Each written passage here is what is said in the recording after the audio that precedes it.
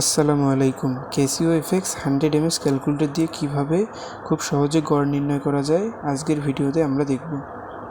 এখানে যে প্রশ্নটি দেওয়া আছে 35, 40, 42, 50, 56, 42, 50, 64, 42, 35, 40 সংখ্যাগুলোর গড় কত।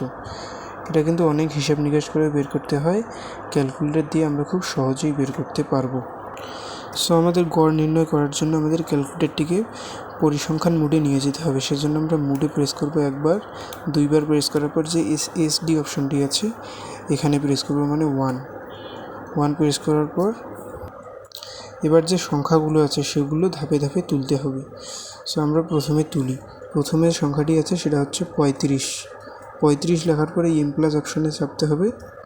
তারপরে আছে 40, তারপরে এম প্লাস, এরপরে 42 এম প্লাস, 50 এম প্লাস, তারপরে আছে 56 এম প্লাস, এরপরে আছে 42, এবার এম প্লাস, এরপরে 50 M plus, 64 M plus, 42 M plus, 35 M plus, এরপরে আছে 40 দিয়ে হচ্ছে এম প্লাস।